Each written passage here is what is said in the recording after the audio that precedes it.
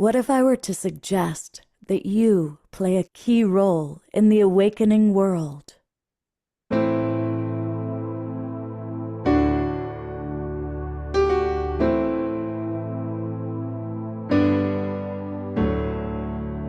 that you are watching this because you have heard the call.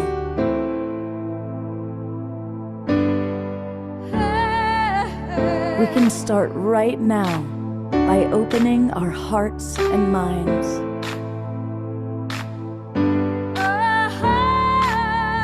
Welcome to the awakening world.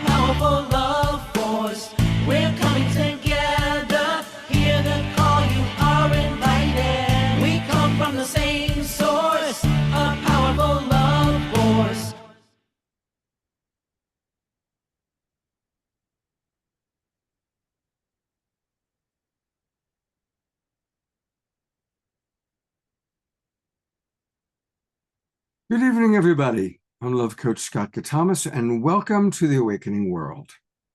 And boy, are we awakening with some really fascinating phenomena taking place. I want to welcome everybody watching on Facebook and YouTube. Thank you to John and Summer Raymer from the Sign Network for getting us out to as many as 150 groups and pages. Thank you. And of course, much love to our beloved subscribers that are in the Zoom room directly with us.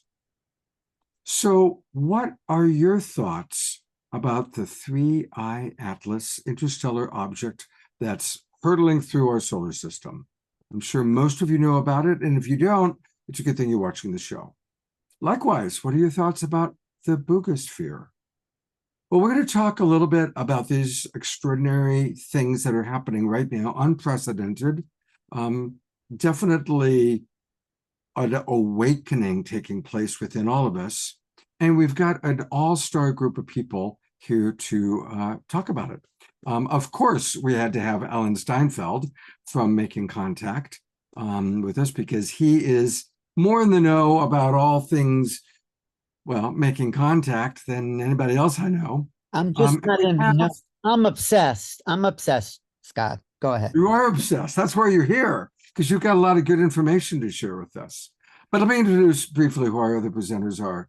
You may know him as Swami Beyondananda. Today, we also see him as Steve Bhaerman, who's a very wise author, as well as the great humorist.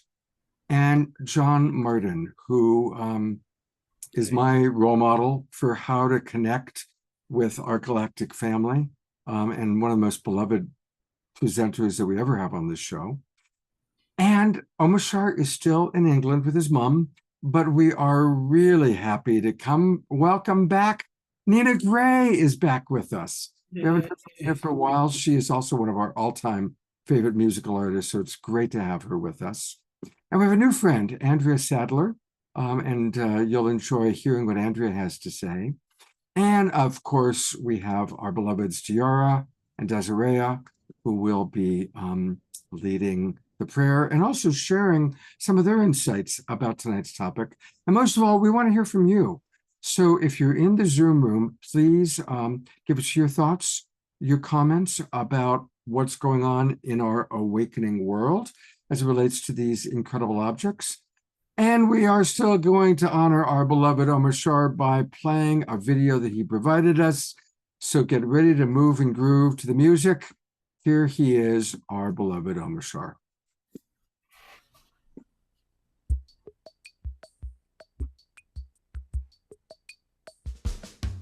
I've changed like a butterfly. It's something very new. I'm feeling so alive and it's true. Nothing is the same. I'm bigger than before, and yet I know that I am still a child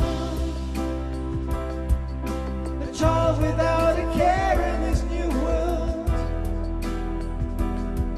and so connected to you. An innocent new life, a heart so true.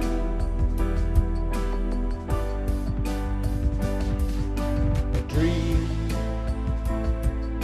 that seems so far away is living here in me, freeing all the pain that paved the way.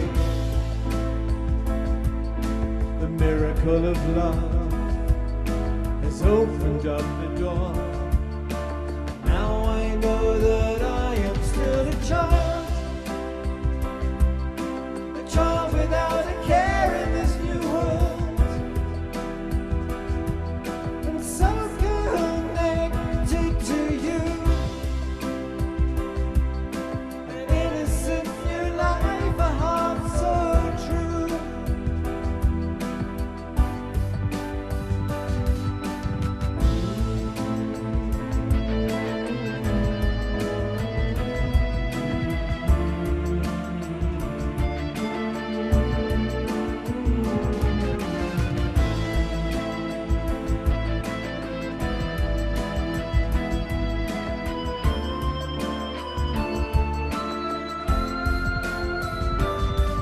My heart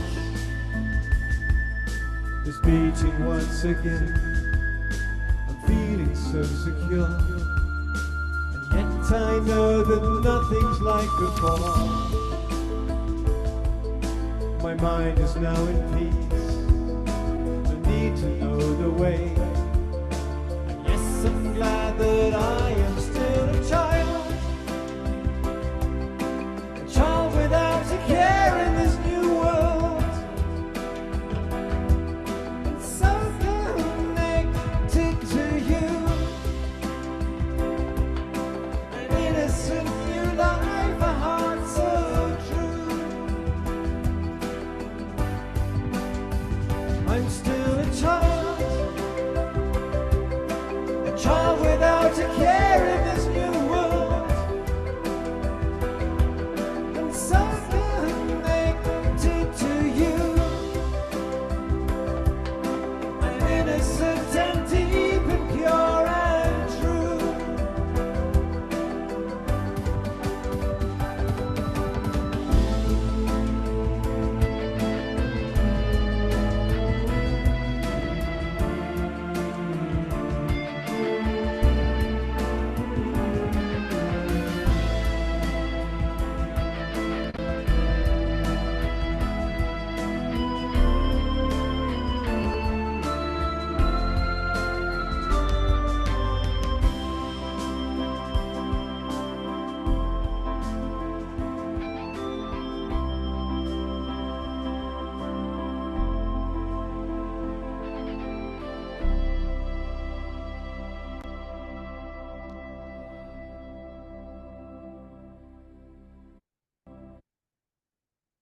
Let's just all send love to beloved Omashar and his mother, who's getting ready to leave her body. Just appreciating him. He's such a big part of Global Peace Tribe, and sending him love for his time with his mother, his final time with his mother, probably, and a safe return. We'll be back in about 10 days. All right. Alan Steinfeld, I'm going to pin you for a moment. And I'd love for you to introduce to the audience, anybody who doesn't know, a little bit, what is 3iAtlas? Well, it's not your third eye, although I was going to ask Swami, what happens when your third eye gets lost in space, Swami? That's what we're looking at here. So 3iAtlas, I stands for interstellar. This is the third interstellar object that we've detected. I'm sure there's been millions of interstellars. Interstellar means it's not of our solar system.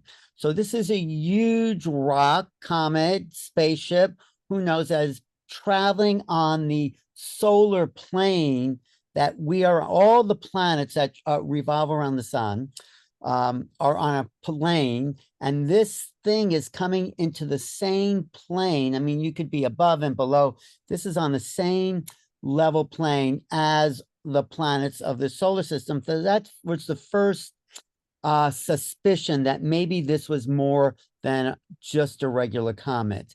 And so the professor at Harvard of astronomy, Avi Loeb, who identified the first interstellar object called Uameamea, and wrote a whole thesis that that may be some ship, but not a regular asteroid because it had some unusual features, is now really up on the story. That was in 2017. This object, the third one to come through, is huge.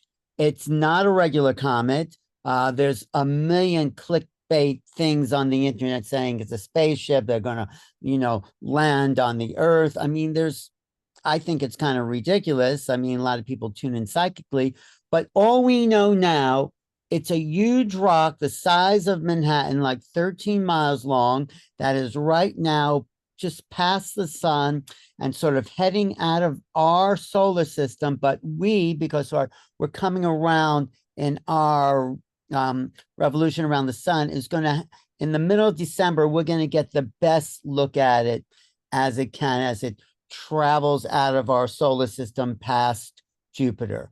So third eye is the third interstellar, not the thing, your pituitary gland. But and there's all sorts of extraordinary phenomena about it. It keeps changing its flight path. It's not a traditional comet trajectory. It's defying a lot of what we've known previously about comets. And when it went past the sun, when it was closest to the sun, instead of it getting hotter, it actually cooled down. It changed colors. It emitted a blue color. It's really quite extraordinary. But Scott, it just shows us, I mean, it does a lot of things, and we'll talk about that, but it shows us we don't know that much about the universe we're living in. I think Terence McKenna said, the universe is not only stranger than we imagine, it's stranger than we can imagine. Right. So we have an object that we haven't encountered before. So the go-to mythological minds of humans is, let's call it a spaceship. It may be, according to Avi Loeb, but I think it probably is just a sort of object we have not seen before. And there's billions of these unusual things that we are going to encounter as we look more into space. Two things this does do for us as a planetary civilization. It makes us wonder about life in a real, more popular global way. Is there life out there? And it makes us more aware of looking up. There was that movie, Don't Look Up. Well, we're looking up because, these things, I mean, something like this probably wiped out the dinosaurs. And, we need to watch the neighborhood we're traveling around in, basically, and see maybe, something's going to come this way. I don't think so. I think we're being protected, but we do have to watch what's out there, because we are part of an environment that's not just over Earth. We are part of a solar ecology and a galactic ecology, and it's a kind of dance and resonance that's happening all the time, because Earth is it's one of my favorite planets, but we are in a bigger ecology, and we just have to be ecologically aware of everything around us. Like when a storm is coming, you take preparation. So this is preparing us for greater unknowns as we actually move, I think, into the Aquarian age. So I agree with you. And we're going to hear a lot more from Alan. I'm going to play a couple of videos. Avi Loeb he's a Harvard professor, and he's become kind of the main guy talking about this. And you can find all sorts of videos on Avi Loeb. But of course, our intrepid Alan Steinfeld was one of the first people to interview him. So let's hear a little bit. This is just a very quick clip of Avi Loeb, just to kind of give you a little bit of a taste of what's happening. And this is from Alan, who interviewed him himself. So let's take a look. Around the sun. And that is a very good path, because it can release. Go back to the beginning. Oh. Yeah. because he says a really important thing in the beginning. Oh, You no. know, what people Oh, don't no, understand is there. the name, first of all. I think there's a beginning of the tape even before this. I'm talking to Neil Gar here. And I said, well, let me go back. you want me to like you that? Hang on a second, Alan. Let me find it. Mhm. See, in what you sent. It should be the beginning of that. There we go. There we go. Yeah. Got it. Okay, great.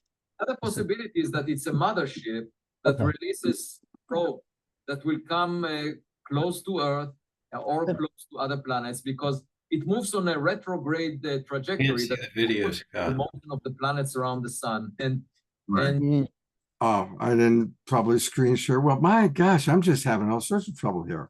Let's try one more time. Okay. Maybe it's the object affecting your consciousness. That's right. My God, it's 3iAtlas. It doesn't want me to show it to my audience. Right here we go. Go ahead. This is the beginning. Is that the very beginning? Yeah. Yes, click play there below. Yeah, just click the arrow below that. You see the arrow? That little. That's the thing is I'm not seeing the arrow. The triangle. I see it on my screen. It's right. I see it. It's right below the name. Close to Earth or close to other planets, because it moves on a retrograde trajectory that is opposite to the motion of the planets around the sun. And that is a very good path, because it can release probes that will not need to chase planets. They will just run into planets.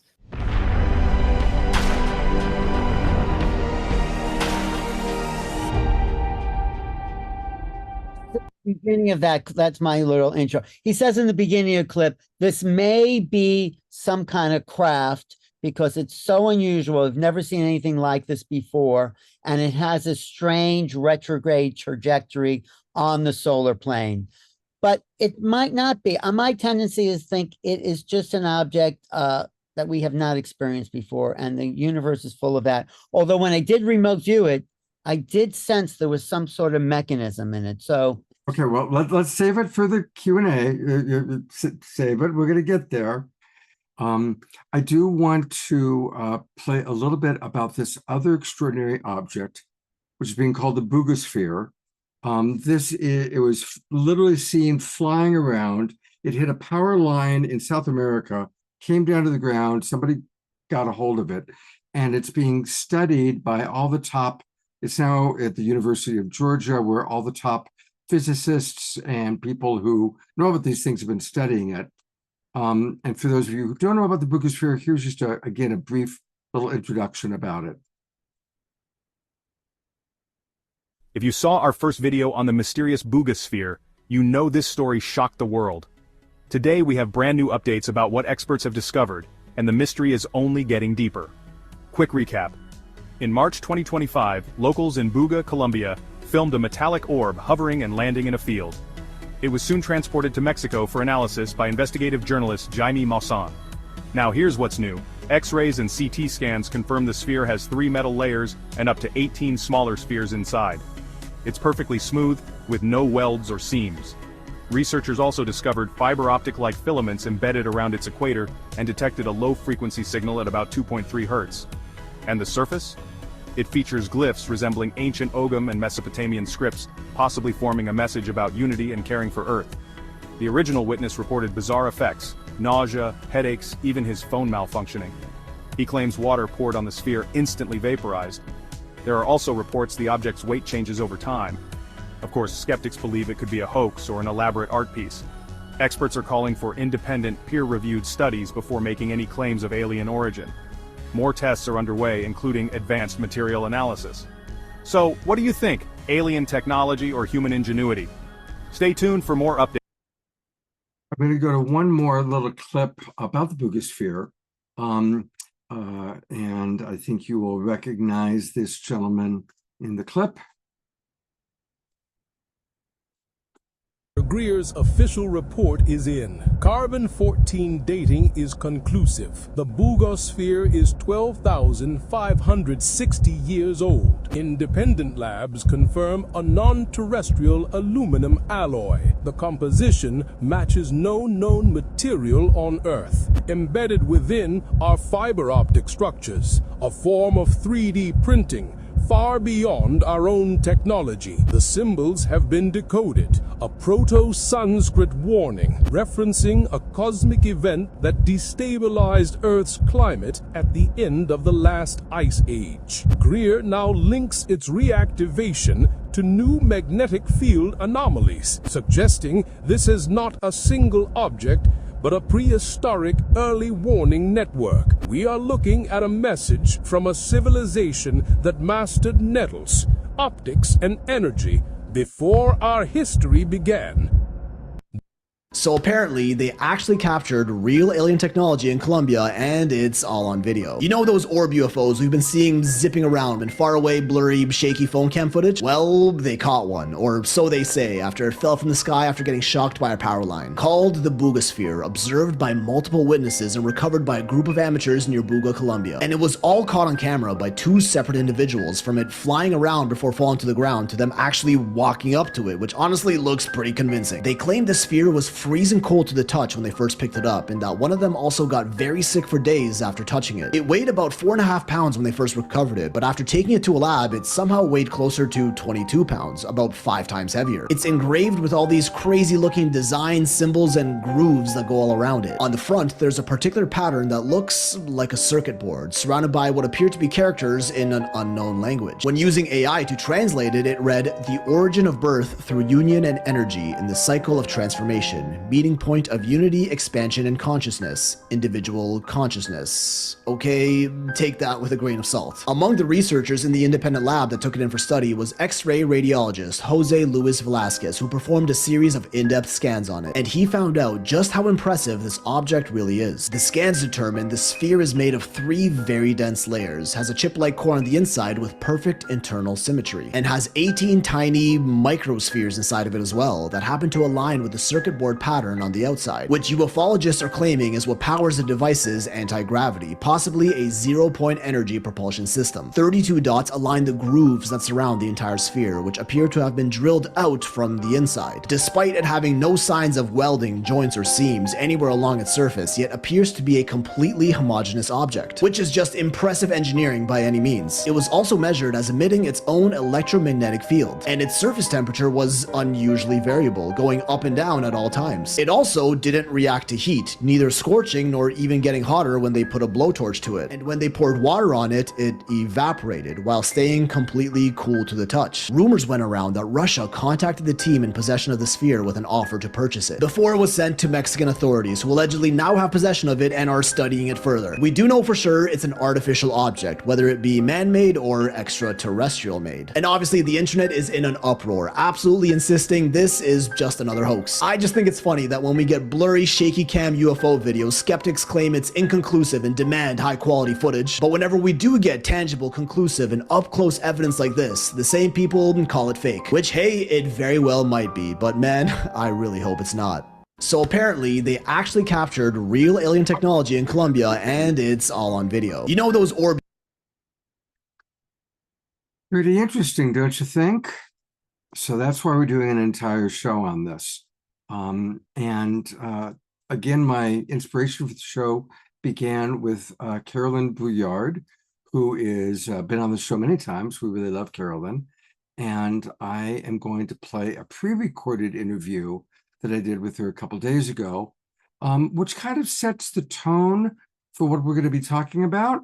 Of course, Alan already gave some wonderful insights, but then we're going to open up to you. I'm going to want to see what you guys are saying in the chat box, and we're going to hear from all of our presenters in a whole roundtable conversation that's going to be really the majority of tonight's show. Let's start by hearing what Carolyn Brouillard had to say.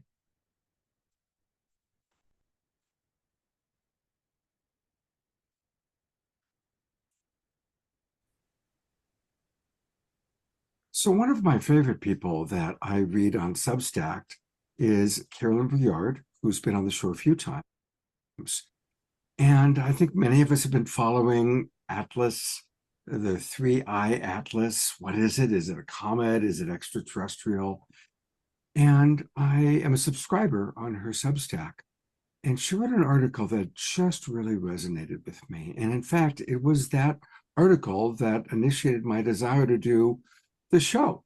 Like, what are these extraordinary signs that are taking place, whether it's astrology, whether it's the Iberian Lynx, whether it's the Buga Sphere or the 3iAtlas. And I really like Carolyn's perspective. So welcome back to the Awakening World.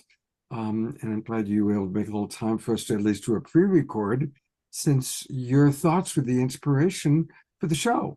So Carolyn, tell us how you see it. Yeah. Well, thanks, Scott. It's always a pleasure to be here. And hi, everyone. I'm sorry I can't be with you live, but happy to share some thoughts. Yeah, honestly, I hadn't paid too much attention to 3iAtlas, but some people approached me for my thoughts, and it was a good opportunity for me to kind of check in energetically and see what wanted to come through. And ironically, I think that's one of the big gifts and opportunities and invitations of 3iAtlas and some of these other things that you mentioned. Some of the most interesting questions that I think these things like 3iAtlas raise are the ones that science can't answer or are ill-equipped to answer. You know, things like 3iAtlas, to me, in my perspective, they exist kind of across multiple dimensions simultaneously. There's and I mean that in the grander dimensional sense, but just also that there's so many different aspects to this. There's the sort of hard science thing. Is it a comet? How is it behaving? What are its elements and composition? But I'm more interested and fascinated by why it's here and what it represents for us. So as I discussed in the article, and as you mentioned, I think we are at a critical threshold in our evolutionary journey. And I think 3iAtlas is arriving as a kind of support system, as a kind of late stage infusion of energy to sort of push us over the finish line. As I was tapping in today, what came to me was kind of like a video game. It's like, you're going along, you're playing the game, and you're building skill, you're earning points. And then when you have enough points, there's certain tools or powers that become available to you that equip you for the next levels or the next stage of your journey. And to me, 3iAtlas has that feeling. It's like this delivery of light. Some people have spoken that there's some activations in our DNA, but I think there's also just a really rich psychological process where it's mirroring back to us. It's mysterious enough that we really don't know what it is, so we're left to fill in the gaps. And it's like, okay, like, what does this evoke from us? There's this object speeding through our system. We know very little about it. People can ask, am I afraid? What worries do I have? Am I hopeful? What stories am I telling myself? What are we not hearing from the government and people? And what does that reveal about the control structures on our planet? And so coming back to the earlier point, I think the real sort of opportunity here is to trust yourself and connect with that energy directly, to not rely on intermediaries, but to kind of collapse. It's ironic, but I think this interstellar object way out in space is inviting us to collapse the distance and really see ourselves as these multidimensional energetic beings that are in communication with things like 3iAtlas, and maybe even called them in as that kind of support. That's a beautiful perspective. And, we were talking about this just before we recorded, that any mystical experience ultimately comes down to, what do you choose to believe? You know, what do we choose to believe? We don't have video evidence that there was a Jesus. And so what do you choose to believe? And obviously, a lot of people have chosen to believe he was just a prophet. Many have chosen to believe he was the Messiah. Then what does that actually mean? You know, so, and then others believe that he never existed. And there is no hardcore proof. It's a matter of, what do we believe and why do we choose to believe it? Kind of similar when I work with people that have past life memories or even dream interpretation. Well, what's your interpretation? And what does your interpretation show you about the way you choose to see the world? Right. Yeah, I think it's 3iAtlas is largely functioning as a mirror, both individually and for our collective subconscious. And so I think that is something to place our attention on. Like I said, you know, what is it evoking from us? And where can we turn what might be a mirror into a window? And so part of what made it significant in my journey is, you know, I've been working on enhancing my own channeling, psychic, just intuitive capabilities.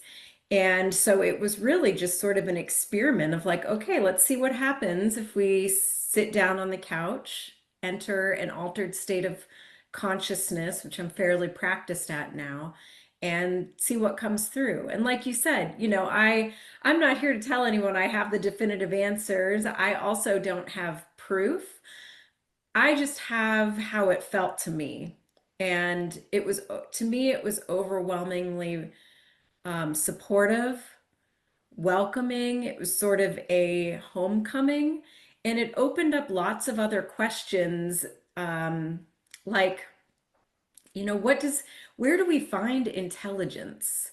Like, what does it suggest about our reality that you know, a flying ball of dust and gas could actually have an intelligence and be interacting with us and guiding, and it be its own form of consciousness? And that's really what I was kind of picking up on, is the sense that it was alive in some way. Not like if you cut it, it'll bleed kind of thing, Right. but like, you know, it's a amalgamation, a form of kind of a collective consciousness that is both being guided, but also like interacting in the moment, its own sort of creation of that volunteered, of those who volunteered to be part of that. And so it really opened up these big questions for me too. It's like, well, why couldn't that be the case? You know, as a form of consciousness, when we are creating our physical reality, might some consciousness out there wonder what it's like to be a comet traveling past a planet of people who are just now waking up? You know, like that might be pretty cool. I love that perspective. I love that. Yeah.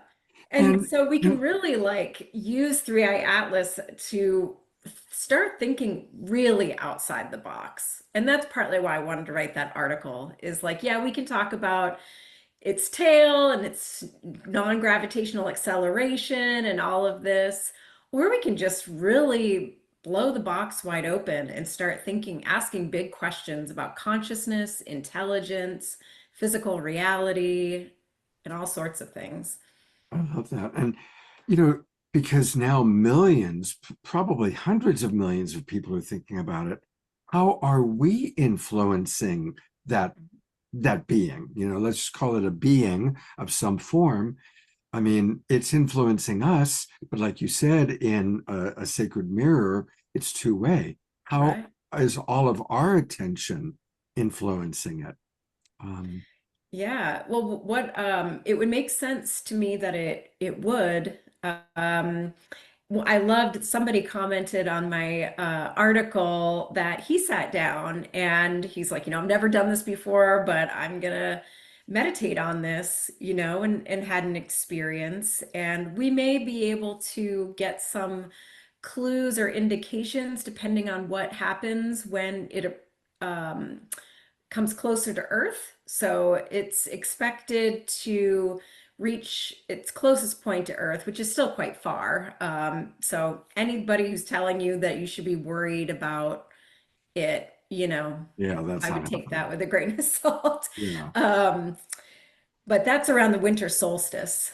And to your earlier point as well, you know, there's so much that's happening now. If you look at the astrology, and I personally believe in the photon belt that we're traveling through, it's like everything is engineered in sorts, not in a predetermined way, but in a we are interacting with our environment and drawing to ourselves the support we need to get over this hump so that we can continue our evolutionary journey. Absolutely. And yeah, December 19th is the date that Yeah. will be closest, which happens to be right at the winter solstice. Yeah. So that is kind of a cool coincidence. Right. Well, now you're kind of the alpha and omega of this program because it was your article that inspired the entire show. And I'm going to kind of pretty much start the show by showing this video. But then we're going to conclude the show. We're going to come back to Carolyn, who is going to lead a meditation that will give us all an opportunity to kind of conclude by dropping in and seeing what our experience is going to be. So, but I want to remind everybody that you can find Carolyn the way that I do on her Substack page, and it's called The Galactic Age. Perfect for Carolyn. All about consciousness, reality, and our cosmic kin, rethinking physical reality in this coming age of contact. And she has a lot of really fascinating articles. I actually got pulled into reading her perspective about a very thorough about the Malaysian Airlines disappearance. Boy, that was a thorough article. I really went down the rabbit hole on that one. You sure did. Yeah, that's a small book. But there's a lot of really fascinating things. Of course, there you can see some of the articles that she's written. And when you change and others don't, that was another really good one. As a love coach, I could relate to that. So I want to encourage everybody to do what I've done. Subscribe to Carolyn's Substack, and it's The Galactic Age. And we'll be back with Carolyn at the end of the show. Hey, I look like the guy who was just in the video. So in a moment, I'm going to bring up our panelists, our presenters, to hear their thoughts. But I'm going to start by reading some of the comments that have come in to the Zoom room. And you guys can continue to please put in your comments. Dr. Laura writes, I have tapped into 3iAtlas, and I feel it is very, very old. It's a messenger. It will be eventually seen as proof that God, or we could call it the cosmos, has been anticipating the ascension of Mother Gaia and humanity for a long time. I like that perspective. That's a good one. Susan Bloomquist just wrote 3iAtlas and the other objects are causing people to question the reality that we've been told. Absolutely, Susan. And yes, Jasmine Bear agrees. Joanna Joy from Ecuador writes, 3iAtlas, an interstellar comet and cosmic messenger, a galactic emissary symbolizing the arrival of the cosmic stranger within. It could be viewed as luminous echo of distant worlds and potential multi-dimensional realities. Well done. She also writes, Dorina also writes about the Buga Sphere, a mysterious earthly artifact of alien origin mirroring the mystery of foreign codes. Both can cause spiritual insights and awaken deep soul memory and invite integration of visitor codes. In other words, the awakening of our latent inner wisdom. Carol writes, we need to welcome it with open arms and seek its intelligence. Angelica uses one of my favorite words. I use this word a lot as a coach, alila. It's a Sanskrit word. It means divine play. So this is a Leela happening for us. George Noble writes, a lot of us have asked and even prayed for some help from the ETs. Maybe this is that. And so on and so forth. Many, many other comments, but those were some good ones to get us started. And I'm going to bring up all of our presenters.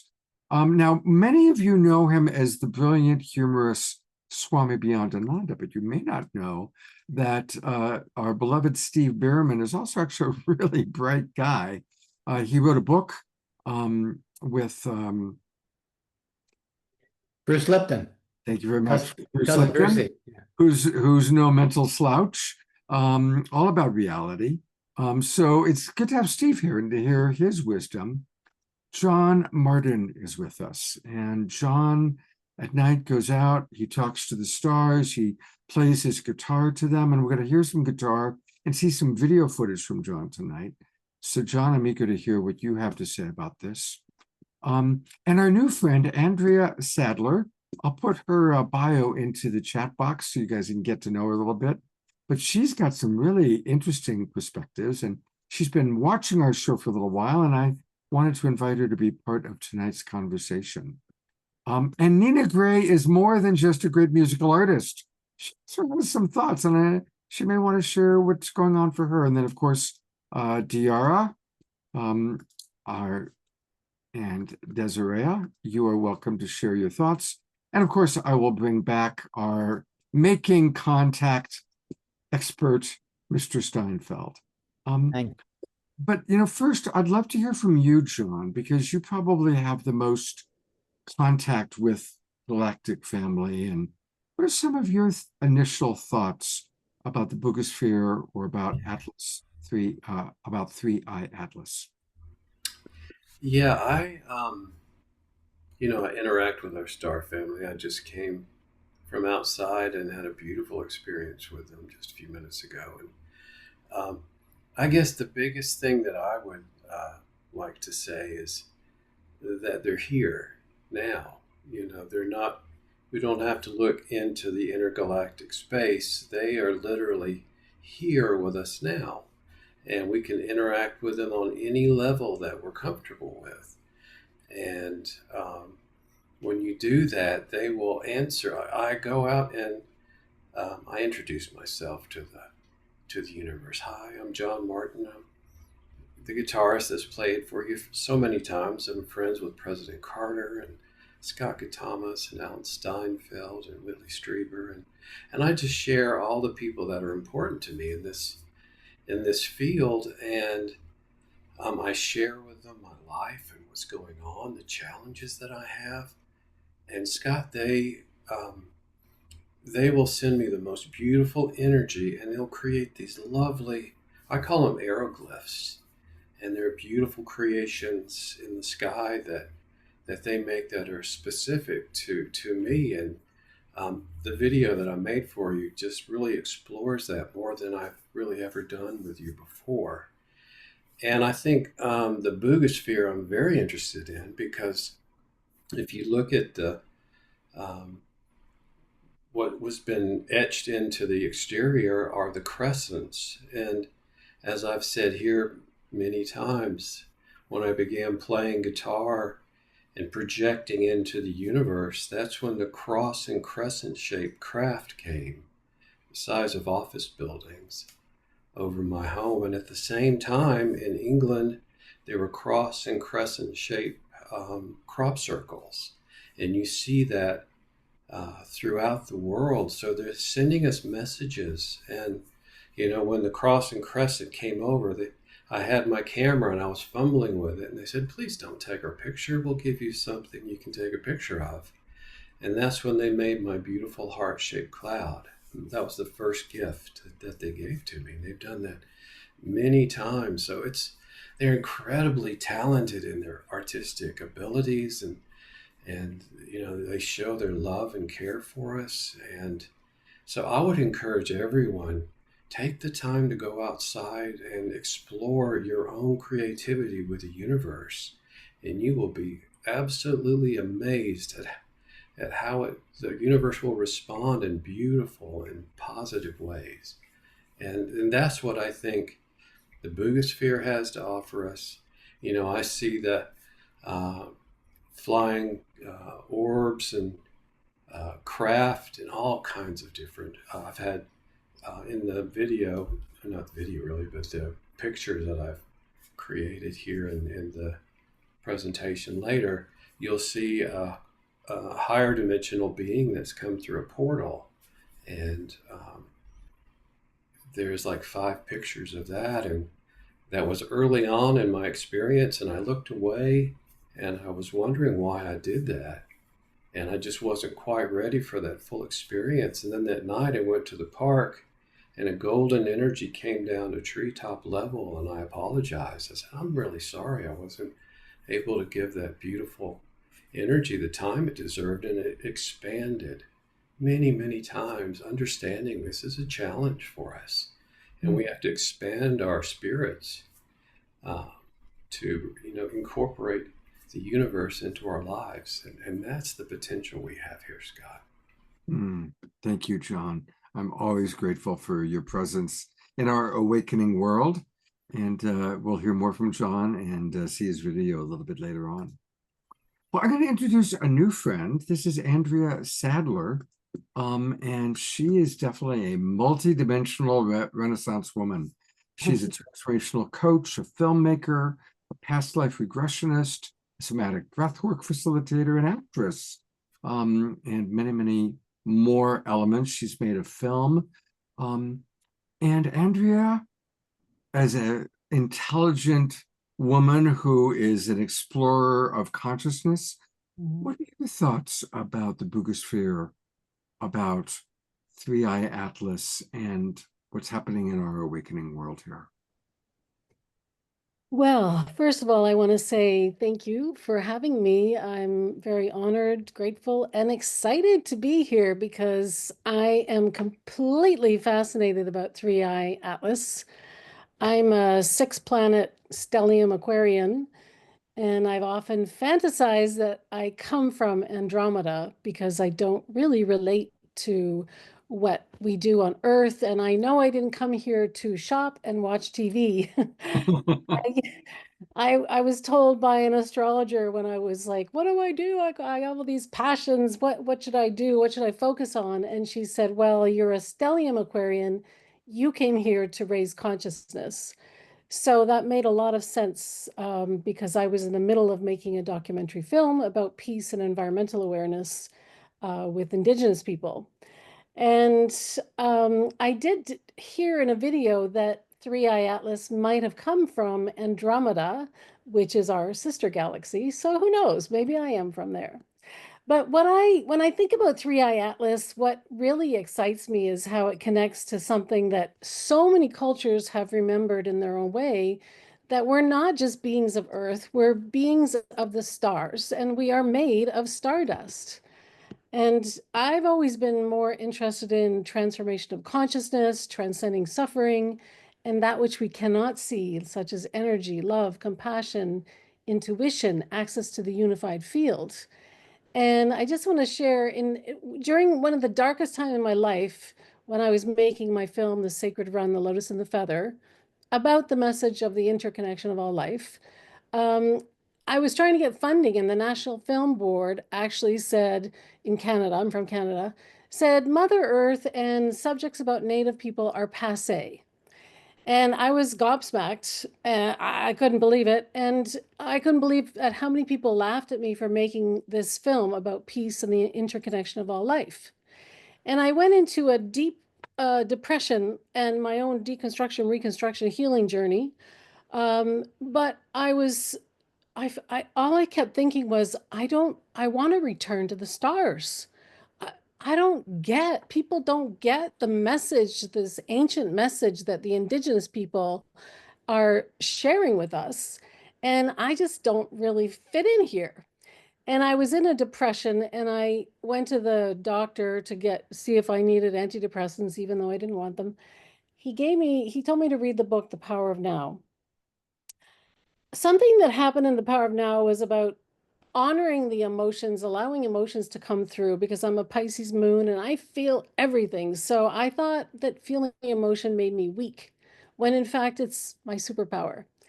And I allowed myself to cry on this screened-in porch outside for hours about myself, the planet, the world, every being on the planet.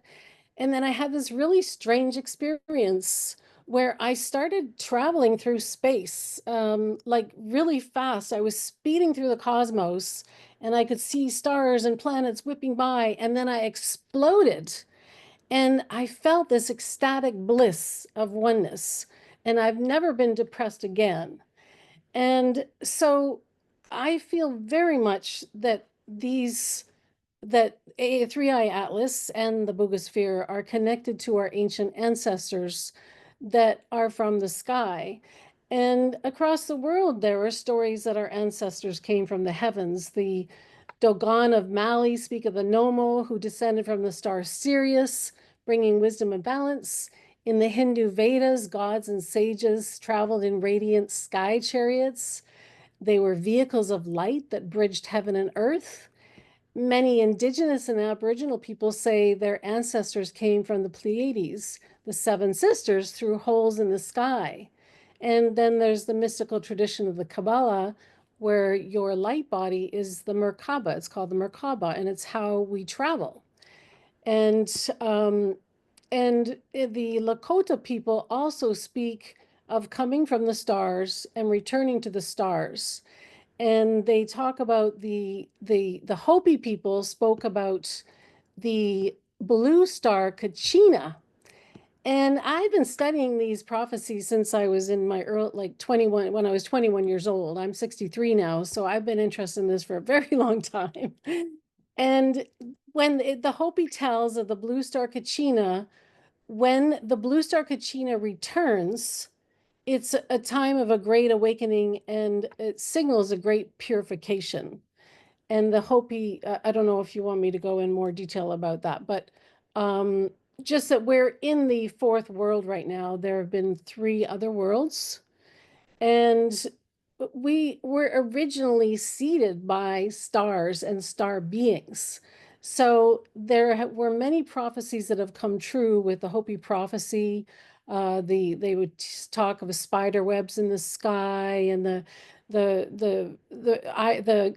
iron horses and the bombing the world, the nuclear bombing.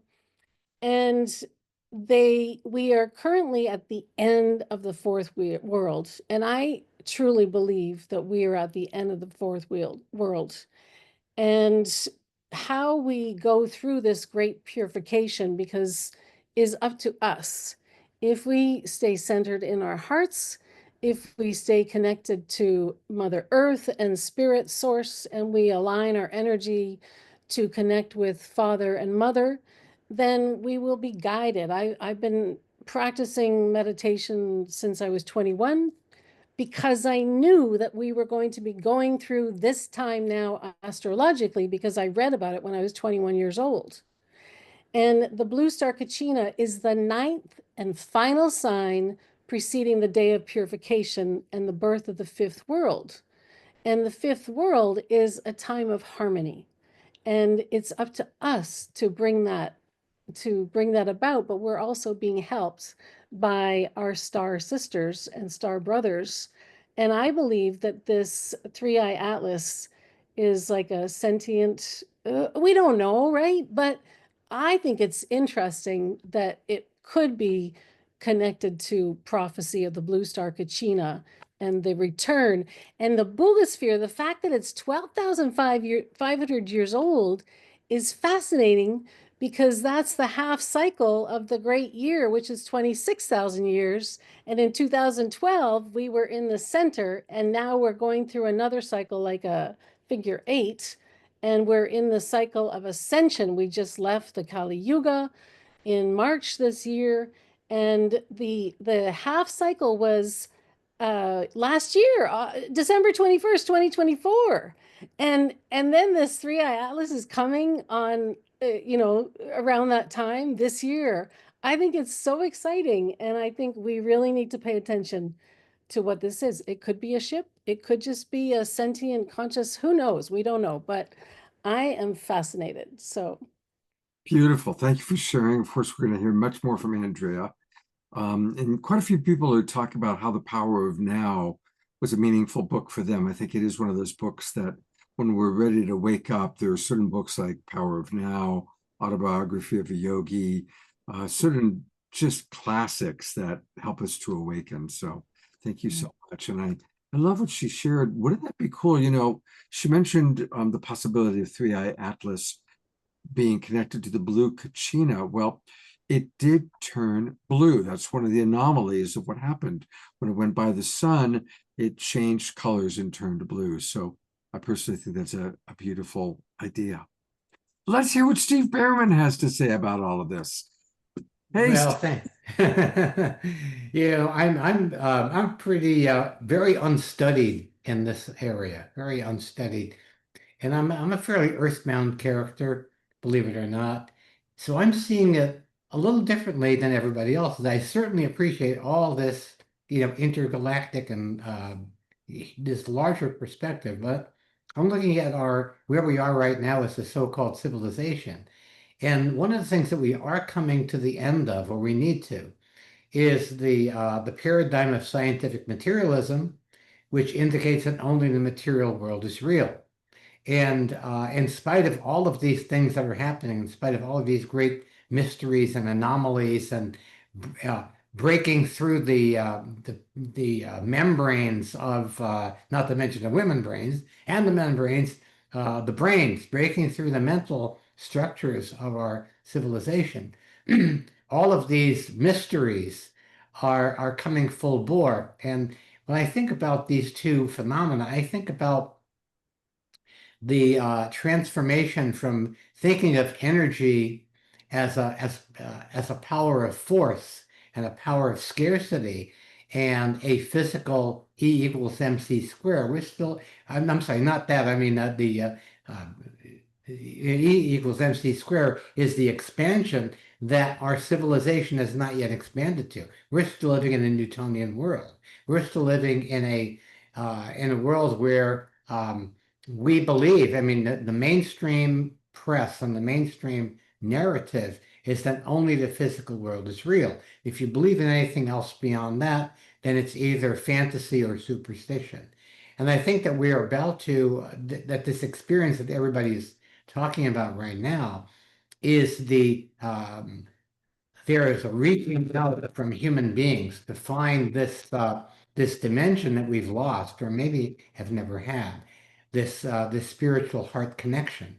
And so right now we're at the point where the other thing that's happening, of course, is AI, right? The artificial intelligence, and that we're looking for the real intelligence that will help us use the artificial stuff wisely. And so we may be looking for help from our intergalactic brothers and sisters and so on. But I think really this is the human consciousness is ready to burst from the limits that's been placed on it by the culture and civilization that we're living in right now. So I think these areas of fascination and curiosity will eventually create the breakthrough where we do have the dream of free energy, quote unquote, 0 point energy, where we're not looking at this world of scarcity, or as we would call it, scarcity, which creates all of this fear. And instead, we will have a world of abundance where we actually get up off of our assets and start dancing together. So I'm looking forward to how these things play out. And you'll hear from the Swami later. Awesome. Looking forward. Thank you, Steve. Well, since you're talking about abundance, it's time for some music. And I'm really grateful. When I reached out to Nina Grae, I was really hoping she'd be available. And to all of our blessings, she said yes. But before she blesses us with song, Nina, what are your thoughts about tonight's topic? Oh, well, so grateful to be present to this topic, be present at this time, to be with you. Thank you. I too was unstudied about these beings, presences, phenomena in our galaxy. So to enter this space and hear about it and feel the resonance with what they could be is really invigorating, because many reasons, but I think for me the strongest is witnessing and perceiving so much global insanity. Often it seems like the only logical step is a quantum leap in our consciousness. So in some ways this feels completely right on time, as the swirling world of fear and scarcity and cruelty and suffering is swelling, as too on this planet of duality could the consciousness of deep, compassionate, expansive, blow open your soul love and presence and existence also be seeding itself here. So I'm enthused, and I'm grateful to see a very logical next step for us in embracing this swelling of expansion that is before us. So yeah, I would love to share a song too. I would love that too. Yeah. One So go ahead. no, it's just great to have you back. It's really great. It's great to be here. It's great to be here.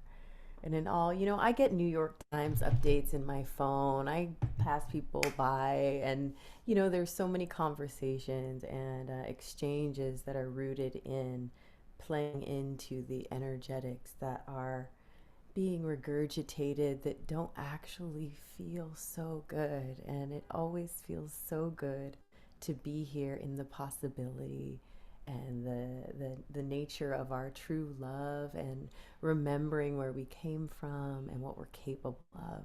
So thank you for holding a space open for all of it, every week.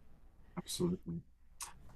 All right. And we get to hear some Nina music. I'm excited.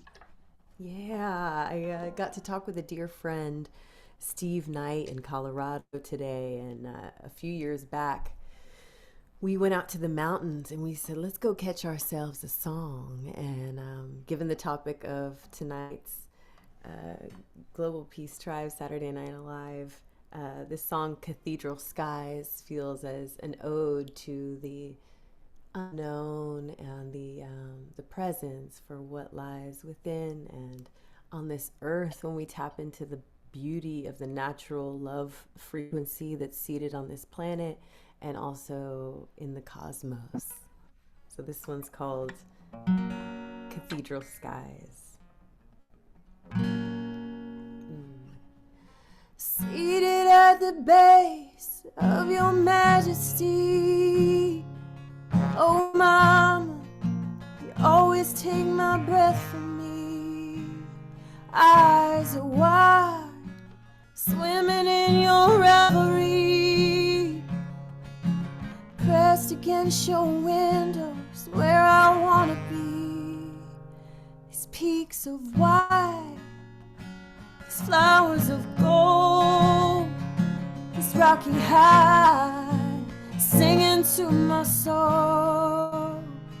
We don't need time, we don't need much. We got everything we need in front of us, beneath cathedral skies. Cathedral skies. Cathedral skies.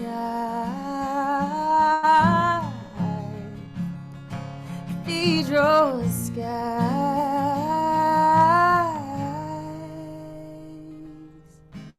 Walking through your valleys, I'm overcome. So I sit to rest my body on your dirty stone. drinking in the shades of your evergreens. Well, I paused just long enough to hear them whispering, may you be still, may you be bold, may you stay wild and open to the unknown, may you know truth and show more than you tell, may you plant the seeds of love and sow them well beneath cathedral skies, cathedral skies, cathedral skies, cathedral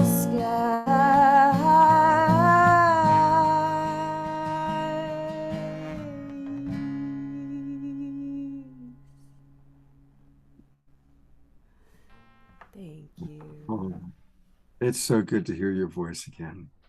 So good. So good to share it here and be with you. Thank you.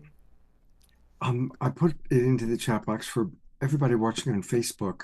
You can find all things Nina Grae on her website, which is her name, www.ninagrae, spelled Grae.com, NINAGRAE.com. And she's got videos and all sorts of good stuff. And we'll take a look a little bit more at the website. She'll be back with us in a little while. Thanks, Scott. Well, I want to go back to Alan Steinfeld because he is our making contact guy. And then we'll also hear from some of the other presenters. But now that you've had a chance to read some of the things, are you taking your clothes off already, Alan? No, I'm just it's getting to be winter here. But anyway,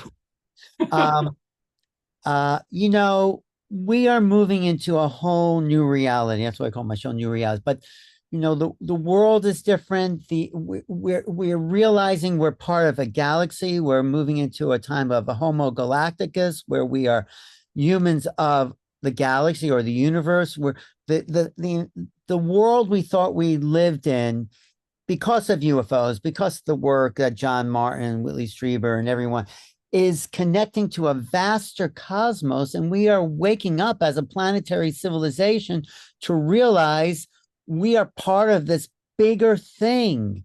And yes, we have to honor the earth because that's our home, that's our bodies, but this earth is in relationship, and you know about relationships, Scott, to other planetary systems, other parts of its extended self. So this is what we're learning about our waking up to be caretakers of the planet and realize that our job is to interface with these other objects and not always jump to conclusions like we're being invaded or this. As Abbey Loeb says, let's just watch it unfold. He's actually still waiting on the pictures that were taken of this object from the Mars rover, which was the best shot we had so far, but he says he can't access it because of the government shutdown. So there's things that we are being prepared for, in our own psyche, to wake up to the world that we really exist in, that we aren't alone in the universe, that actually they just found all these undersea ships and objects, and they found these other things that had been circling the earth. This woman, Beatrice, who just gave a talk at the Soul Foundation, talked about these looked like stars that were there 10 years ago, and now they're not there. So we are being watched.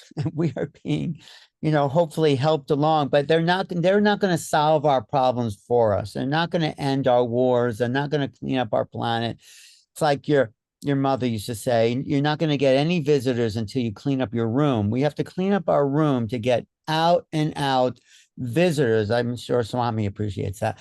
But this is a new time, and it's a fascinating time. It's an exciting time. And we just have to kind of try to get along with each other to create the oneness of consciousness that will allow us to really interact with other onenesses so we can form the next level of superorganism. This is something that Bruce Lipton said. We're not humans until we create humanity. That's when we realize we're all part of the same global consciousness. That is the superorganism of humanity. And when we form that solidity or that oneness of being, like all the cells in your body, then we can start to form the next level where we're realizing we're part of the oneness of other planetary civilizations. So this is a progression of our evolution. One more thing I want to say, when the first interstellar object appeared in 2017, it was called Uameamea, which meant first scout. It was a few months later that the New York Times broke that article about the secret government program studying UFOs. So in a way, I talked to Ivan Aviloa about that. That first interstellar object may have precipitated or coincidentally was the first scout to this next phase of disclosure that began on December 16th, 2017, when the New York Times said there's this secret government program. So I think whether it's coincidental or whether it's planned, we're on the threshold of a next level of this awakening. And November 21st, the latest movie on disclosure is going to be released, The Age of Disclosure, which is a real breakthrough on the government side of what's really going on. So just be prepared for a rude awakening, planet Earth, humans, because things are not what we thought they were, and it's a good thing for that. So that's my little spiel. Beautiful. We'll hear more from Alan. And to find all about Alan, I want to encourage everybody, not now, but when the show's over, go to YouTube and go to New Realities. And Alan has got so many amazing interviews. There's us. There's the show going on right now because he always carries the Awakening World. There's his interview with Avi Loeb. And you can find all sorts of things. There's shorts, full view, just amazing. And I have a big event coming up in Sedona. I'm going to put that in the chat because it's the Sedona Ascension Retreat in March. And of course, we'll also be in LA. But the Sedona Ascension Retreat is something I'm really excited about. Chris Blutzo is going to be there. Wow. Diane Pennessy is going to be there. We really started the whole telepathy tape thing. It's really going to be an all-star cast. And, you're doing with Suzanne again? Yeah, Suzanne. So come. I hope you can be there, Scott. Yeah, I'll try and make it up to that. Dahlia, who can see through her blindfolds, is going to be there in Sedona. She is a miracle. To watch her totally blindfold, read shapes, cards. Okay, we'll promote Sedona as we get closer to Sedona.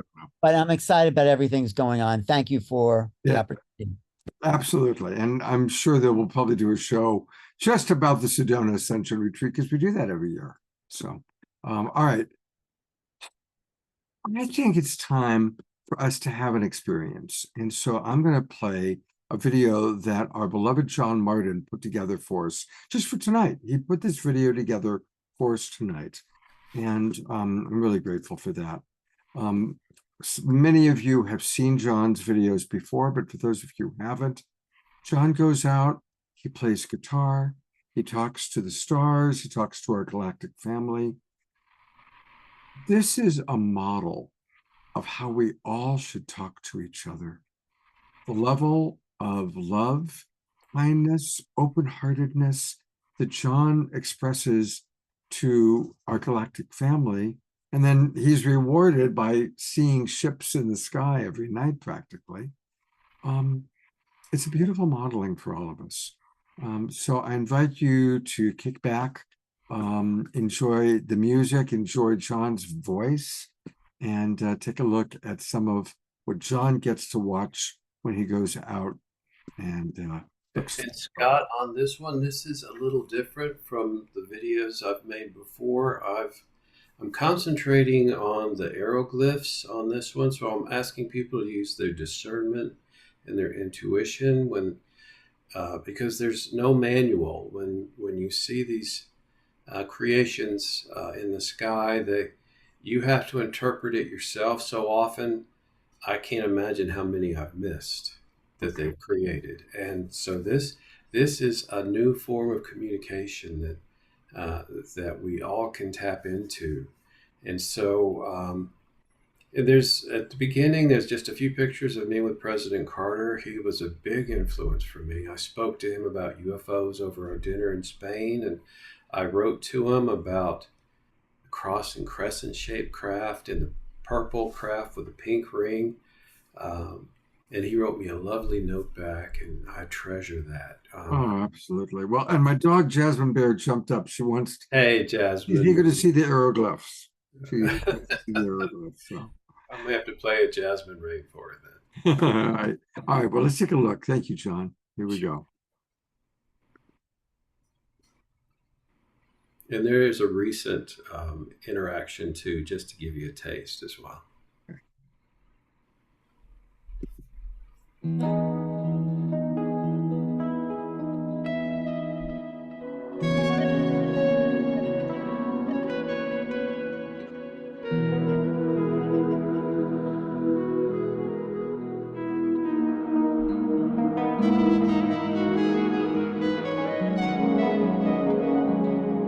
Already. Hey, beautiful ones. So lovely to see you tonight. Thank you. Whoa! My beautiful star family. Hey, gorgeous. Thank you. Wow. That was so beautiful. Thank you, lovely ones. Thank you so much. Absolutely gorgeous. Thank you. Thank you, beautiful ones. That's amazing.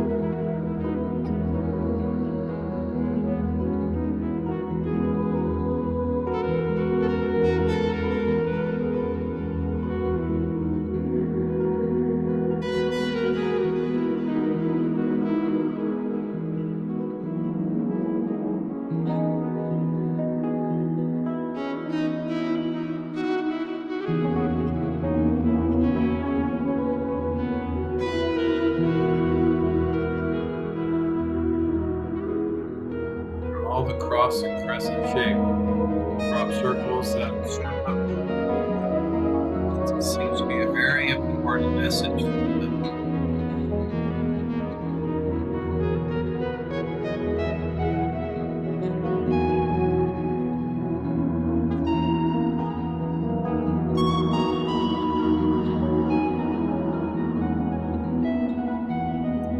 And the star with the crescent. You see in the background, they made a perfect star for me in the park.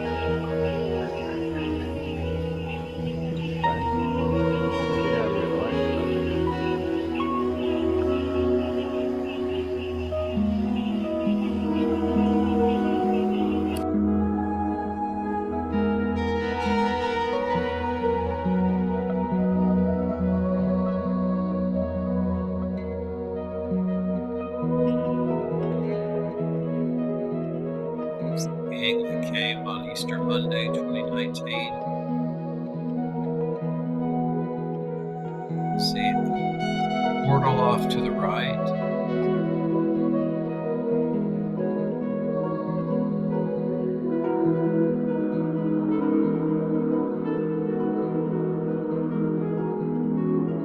Beautiful hummingbird that was created.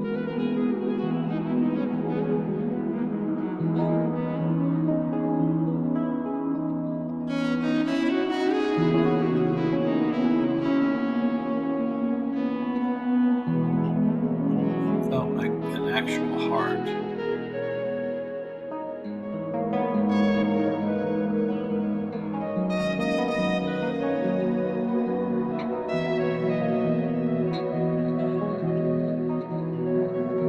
said that was me looking up. I received that message from them.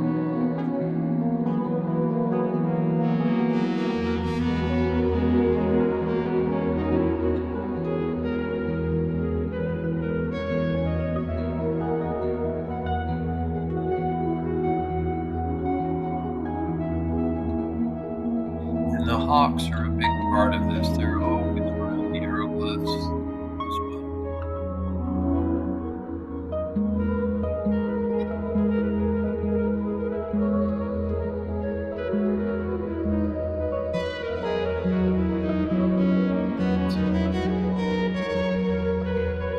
The heart turned into that beautiful dove. Take this right above the picnic table that I project from. It's a beautiful heart as well. And that was during a difficult period that made this impacted heart. You can see the craft below it. And this lovely energy was above my home.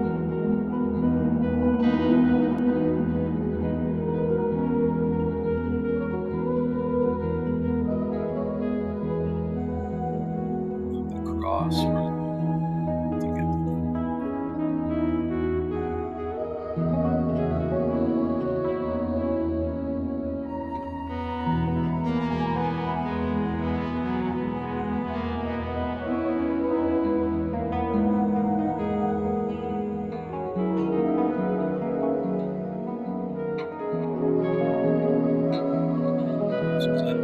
After a difficult period, it's like a phoenix rising. This was the ISS. You can see this craft. It's kind of a green oblong shape right here that came directly over the park, and it was rotating on its axis as it flew over.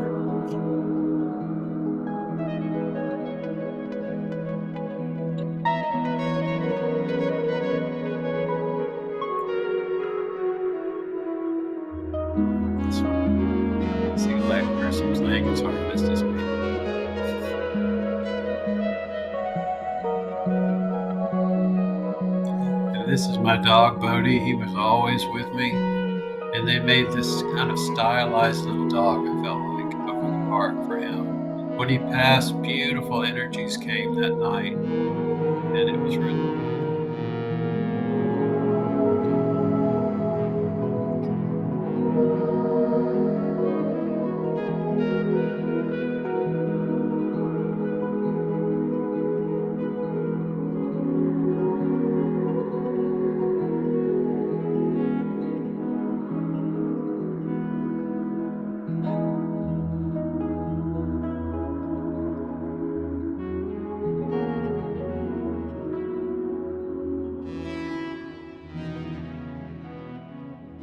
Someone asked about the purple plasma craft with the pink ring. That was the first craft that came over my home. After I had dinner with President Carter, we talked about UFOs, his experience and mine, and I used that idea in Close Encounters of the Third Kind, and I started projecting as I was playing guitar out on my deck.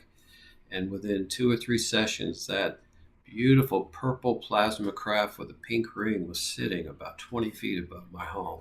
It was just absolutely amazing.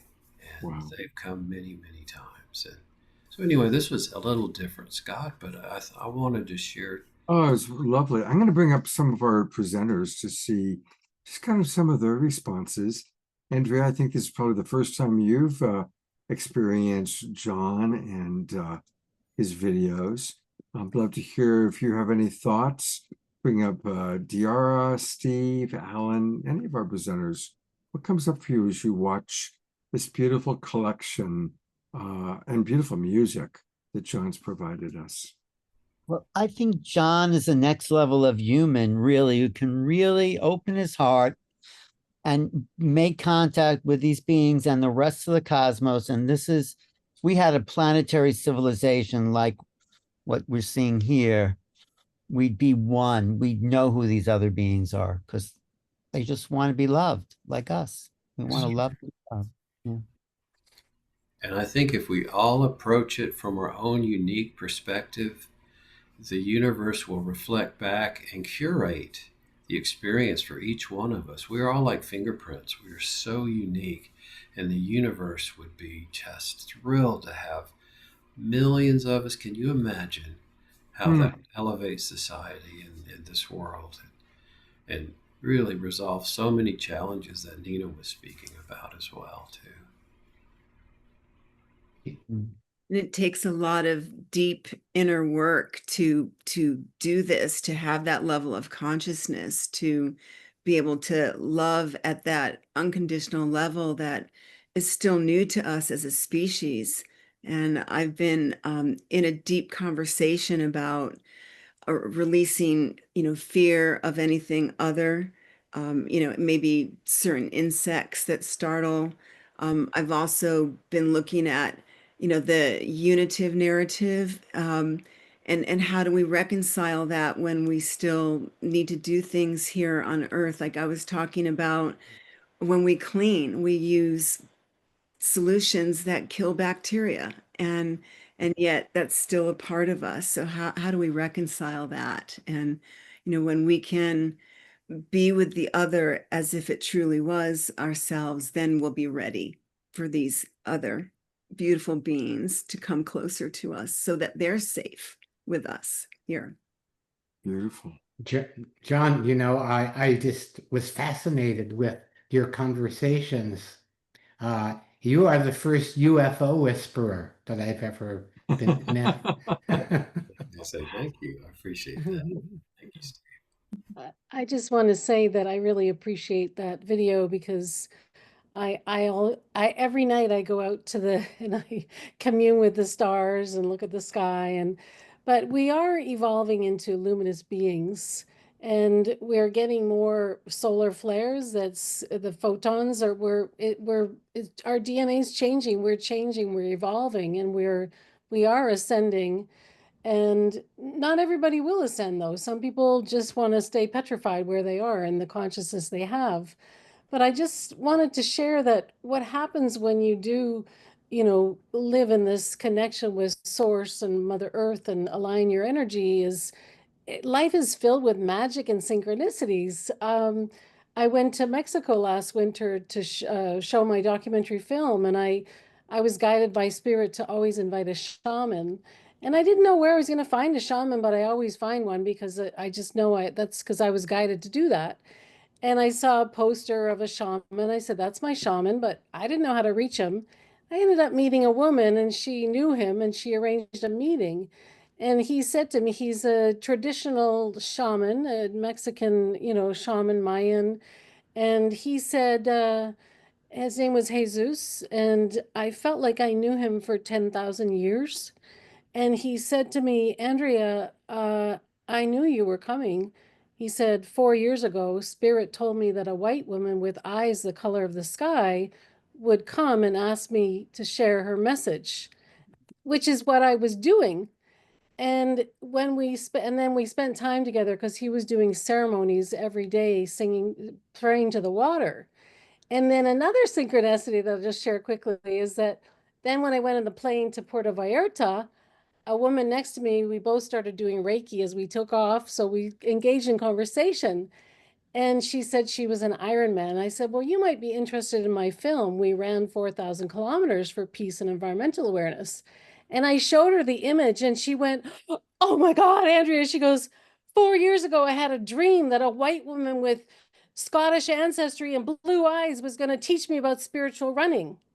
And I do have Scottish ancestry and I do have blue eyes, and the film is about spiritual running. And again, I felt like one connection after the other, after the other. I feel like we've known each other for 10,000 years and we are coming back together. That's why I found you guys now. I'm so happy to find Global Peace Tribe because we're all reconnecting and remembering who we are and what we came from. And it's in our DNA and it's in our dreams. It's in our subconscious. We just have to bring it forth. Beautiful. Thank you, Andrea. Thank you. Well, one of the wonderful things that we do on Global Peace Tribe now is every show we have some prayer time. And so we are now coming to that time. So I'm going to bring up Diara and Desiree. And I know that Dr. Laura had a special prayer that she wanted. So Dr. Laura, maybe pop in the chat box, so it's kind of towards the top of the chat box, who you wanted us to bring into prayer. But ladies, I'd love to hear any comments you have about tonight's show. And of course, then lead us into our prayer. Thank you. One thing I'll share and then hand our talking stick to beautiful Desiree. We were speaking this morning and we were talking about the 3iAtlas, and we were talking about how so many different people perceived it differently, just as we saw tonight when we were discussing. And it truly is a reflection of who we are, the way that we see those things. Some of us were excited and open, and others fearful and closed. So that was a perfect example of that. Totally agree. Thank you. And thank you everybody for everything you shared tonight. I am learning so much. I appreciate it. I know personally in my meditations, a lot of the seeders and the planners have been coming in. So I know we're in a huge transition time, and I wonder if it has something to do with 3i or not. But I always find that absolutely fantastic and fascinating all in one. So I'd like to just start with this prayer time. Looks like we're going to pray for Paulina. Just a woman who needs a little bit of medical, or has some medical problems, and some healing light and love would help. We can definitely do that. So all together, let's take a nice big breath in through the nose, out through the mouth.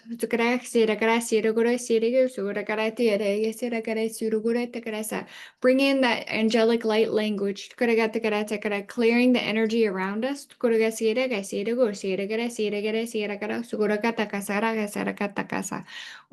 Seeing sparkles come down on each one of your guys' heads as a form of healing. I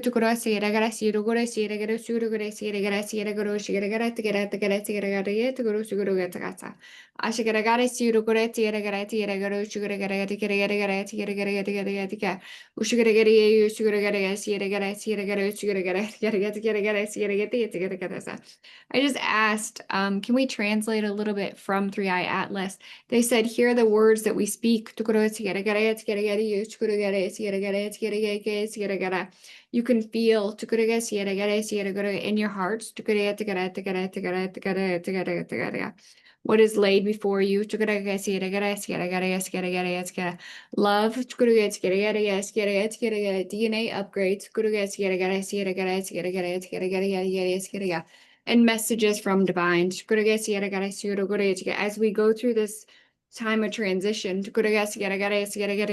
and anchor in what is deep within our hearts. We will begin to see more.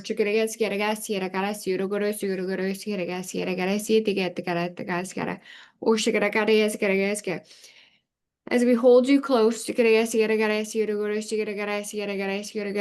hear us from afar. As we bring in that which lays before you. Love, anchoring in.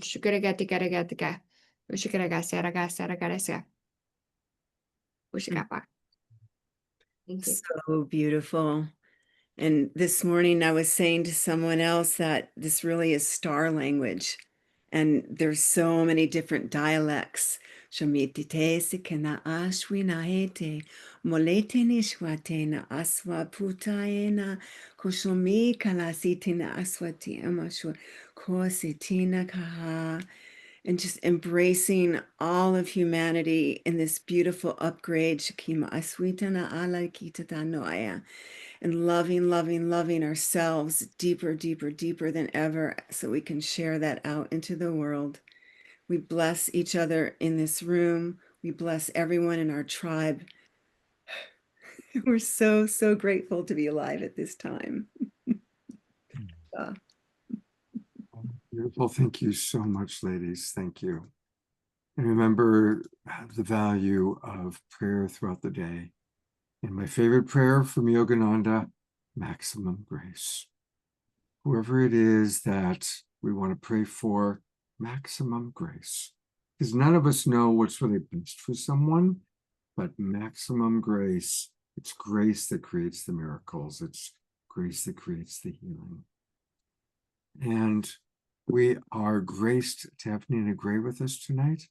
And I'm going to roll right into turning it back over to Nina. A song called May I See Love.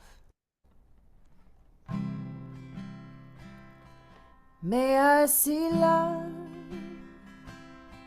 May I see love.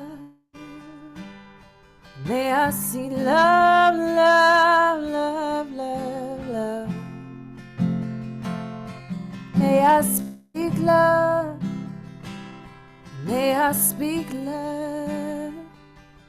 May I speak love, love, love, love, love. May I stay open. May I stay humble. May I stay true to what is so much bigger than me. May I show mercy. May I practice forgiveness for all of my friends, myself, and all my enemies. May I see love. May I see love. May I see love, love, love, love, love. May I speak love. May I speak love. May I speak love, love, love, love, love. May my kindness not be taken for weakness. May my strength always be rooted in grace. May I see through all these masks we're faking. May I see innocence when I see your face. May I see love. May I see love. May I see love, love, love, love, love. May I speak love. May I speak love. May I speak love, love, love, love, love. And I know I may not always get it right. I know I may not always see the light, but I know I'll always try. Every day of this one and precious life, may I see love. May I speak love. May I sing love. May I serve love. May I see love. May I speak love. May I sing love. May I serve. May I serve. May I see love. May I speak love.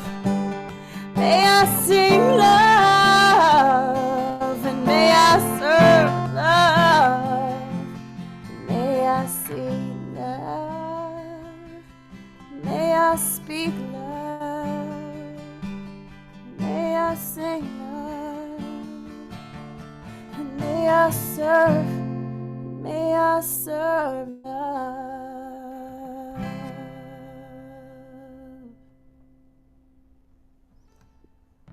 Thank you so much.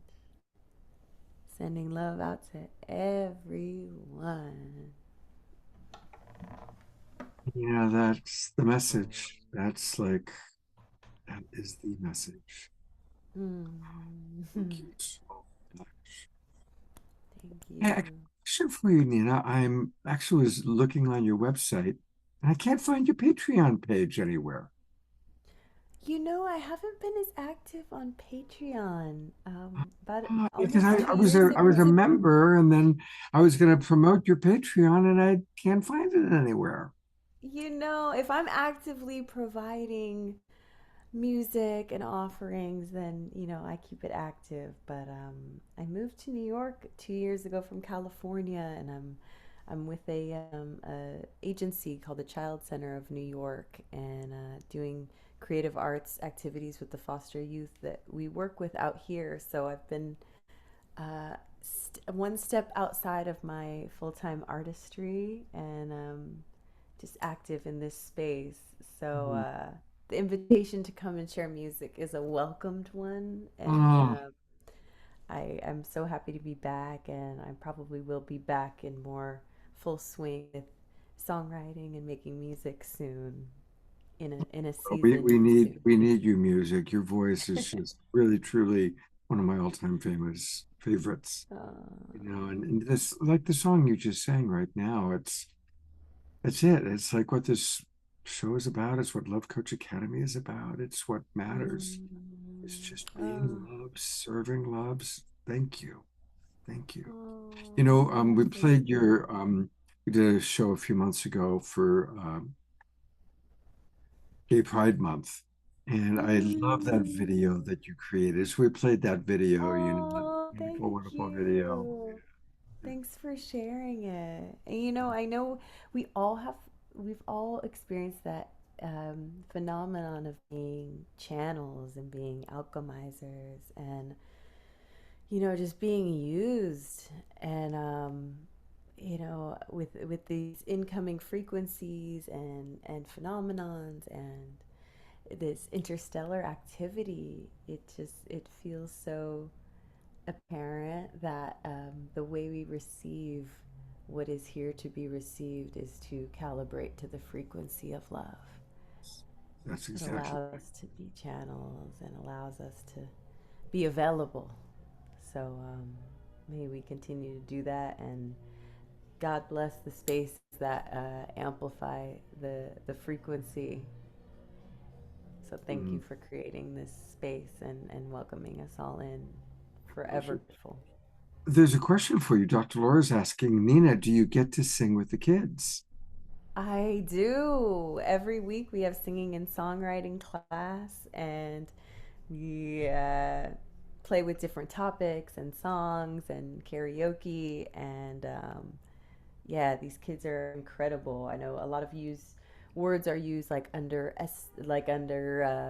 underprivileged, undervalued, but the word I use is underestimated, because after a lot of what these kids have been through, they have developed real deep attuned soul gifts to anchor in these bodies at this earth at this time, moving through lots of contrast at a young age, and their antennas are up, their skills are vibrant and potent, and they're really creative beings that inspire me every day.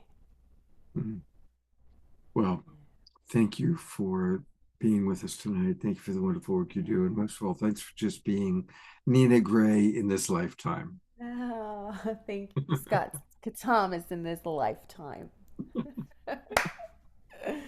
God bless you. Well, we're close to done. We're going to have a wonderful meditation to close, an opportunity for us all to tune in and connect. But it's Global Peace Tribe announcements, and we have a very exciting announcement.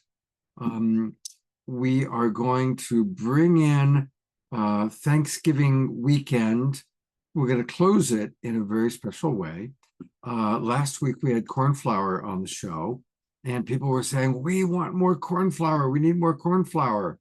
And everybody loves Swami Beyondananda. So I'm really excited to announce that on Sunday, November 30th, we're going to have a special Global Peace Tribe event 90 minutes or so with Cornflower playing music and Swami Beyondananda providing wit, wisdom, and all those things that he does. And to help kick it off, tonight's the night that we're announcing it, he's here himself.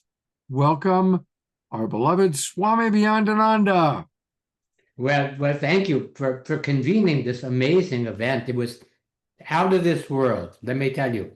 Now, I want to give the bigger picture. You know, every year I give the State of the Universe address, and the State of the Universe, ever changing, same as always.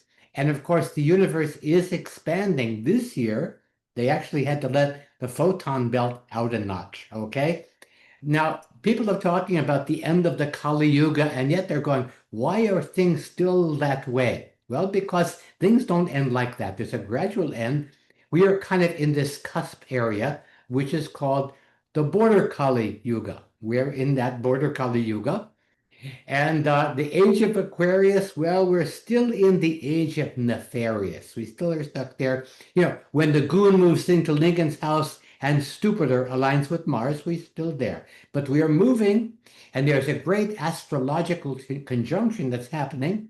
Pluto is conjunct with the 7 little dwarf planets, and that is why things are so goofy.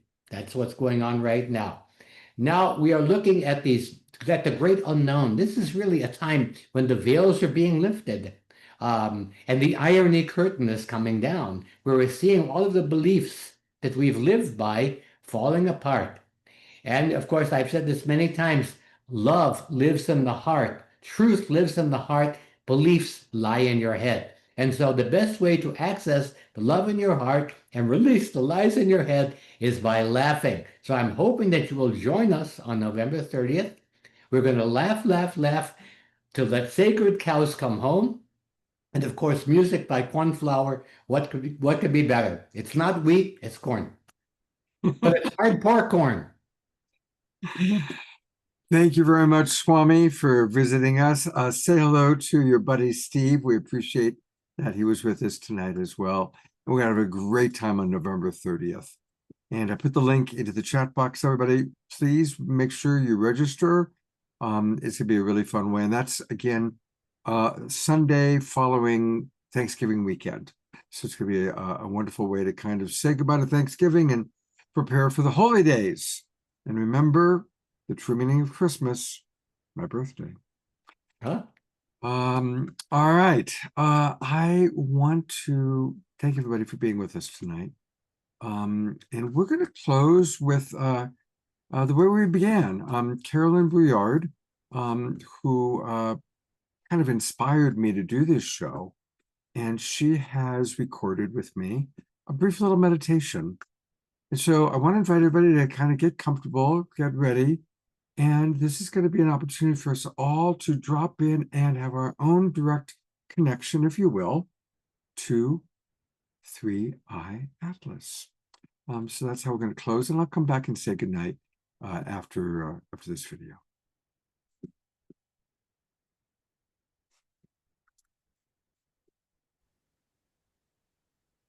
Okay, so we've heard a lot of different points of view and perspectives.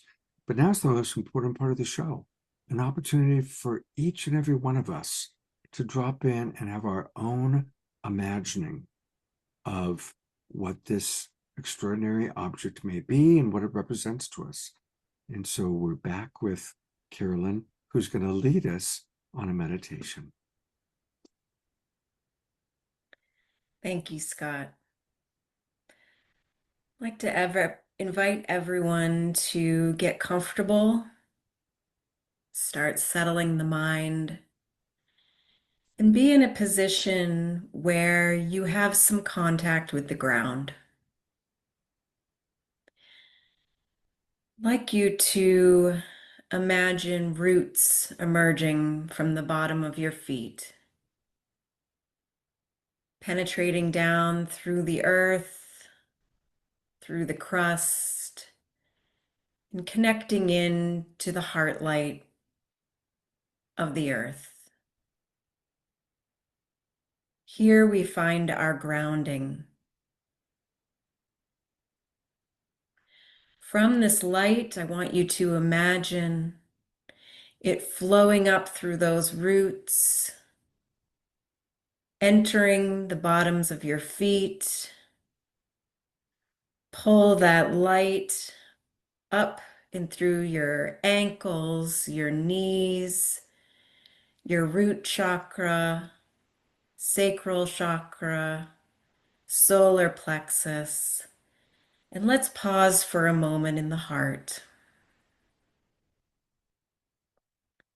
This is where we can set an intention for this meditation and for this communication. We call light to ourselves. We ask that the consciousness of 3iAtlas reveal itself in this meditation and guide us toward our greatest good. We open the channel in love, respect, and joy for what is ahead. With this light in the heart, it travels up into the throat and rising up to the third eye where it pauses again. You can breathe into your third eye. Imagine it like an aperture on a camera opening up to let in more light. Think of it like the exposure of more light to ourselves and what we are sending back out. This will be our point of connection with 3iAtlas, 3i to 3i. I want you to bring that light back up through the crown of your head, becoming a beam out into the all that is. From this grounded, balanced space, we come back to the third eye. And we invite 3iAtlas to come closer. We cast our consciousness out into the field, trusting that it's finding its match in what we're calling 3iAtlas. Take a deep breath here.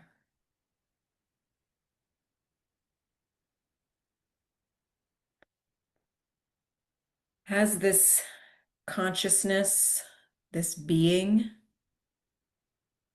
this energy approaches, notice how you feel. What feelings come alive in your body? Is there excitement? Is there tension? Is there relief? Feel into what you are experiencing.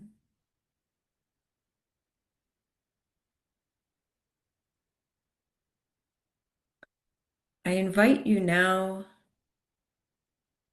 to apply your senses to 3iAtlas. How does it feel to you? Is there anything that you can see? If you were to reach out and touch it, what would it feel like? What are you perceiving?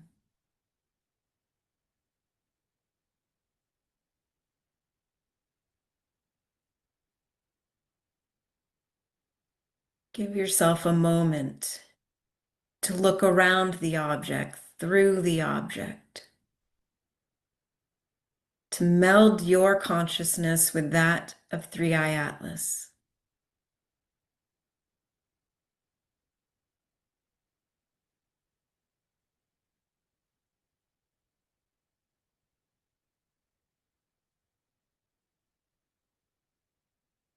Perhaps you have a question you'd like to ask.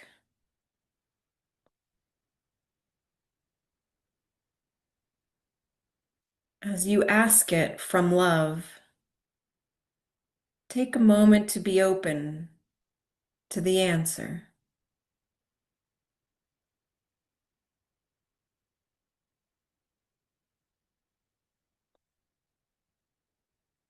Paying attention to any sensations in your body.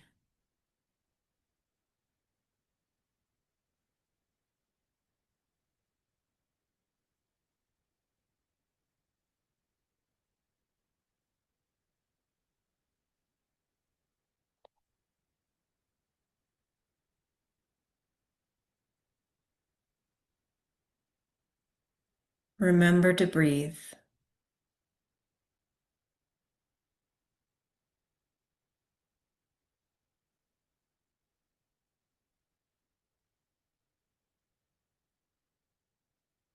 As we bring the meditation to a close, is there anything that you would like to share with 3iAtlas? What is your message?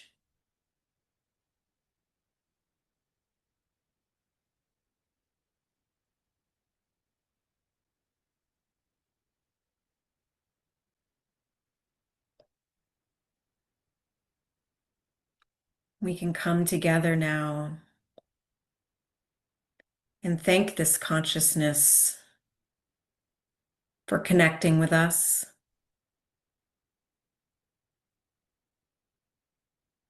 for bringing us on a journey into the infinite of our own inner cosmos.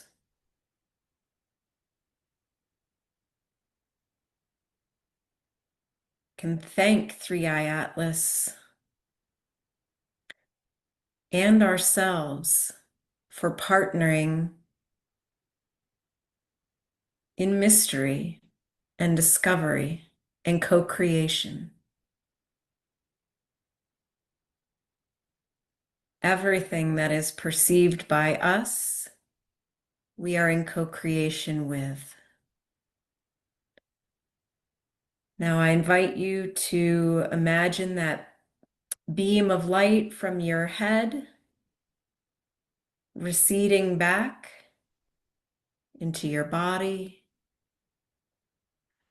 Invite you to pull your energy back from your third eye. Start closing the aperture.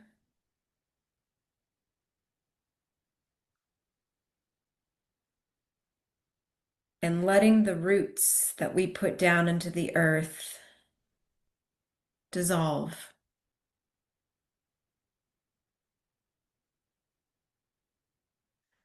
Take another deep breath.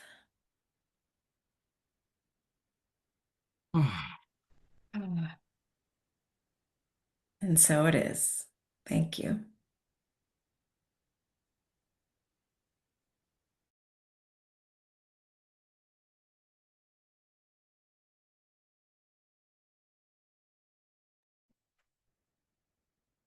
I would love to see what some of your connections are. So if anybody wants to put into the chat box what they felt, what they experienced, let me know.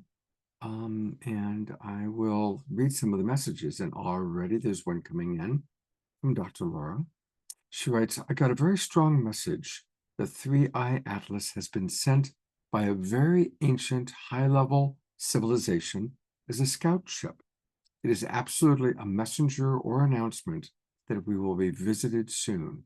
Not tomorrow, but soon in the cosmos way of speaking. DRR is sending love and gratitude to Caroline. Carol Craig writes, I have a deep curiosity about 3iAtlas, and I welcome any and all help it may be able to share with our Earth and its inhabitants. DRR writes, thank you, 3i. All I feel is a deep, quiet love laced with joy and anticipation of miracle magic. Beautiful. Susan writes, I felt amusement in that this is a very big, obvious intrusion and brings light upon the universe which is being inhabited.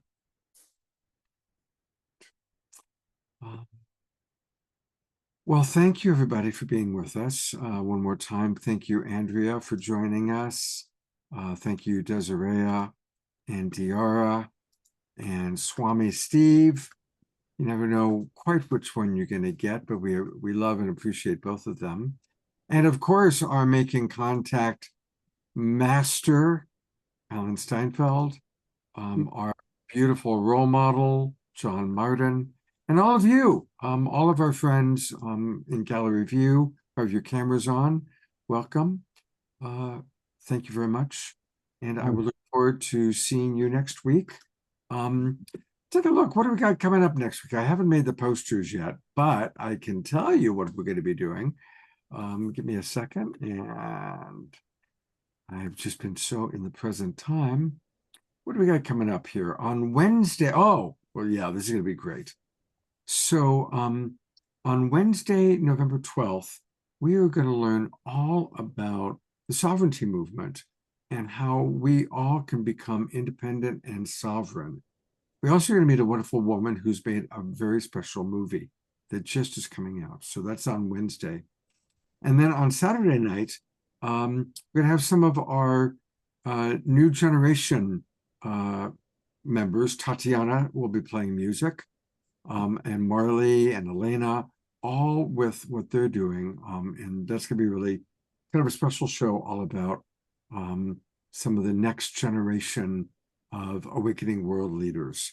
And then the following Wednesday, the 19th, Omushar is back, and we're doing the show all about the Pleiades and all about Arcturus with Vivian Chauvet and Marguerite Rigoglioso, and my co-host will be Eden Amadora. So that's what we've got coming up over the next 10 days. Thank you, everybody, for being with us. Trudy is with us. Wherever Swami goes, Trudy tends to be around, or wherever Trudy goes, Swami tends to be around. Havala, who's just on the show, is with us. That's exciting. Connie and Andrew, Karen S., all of you. Now, if I don't name somebody, I'm going to feel bad. So big love to each and every one of you. It's good to see you. Have a wonderful weekend. Thank you, Scott. Thanks, everybody. Hope to see you on Wednesday. Bye-bye. Good night, everybody. Yay, thank you.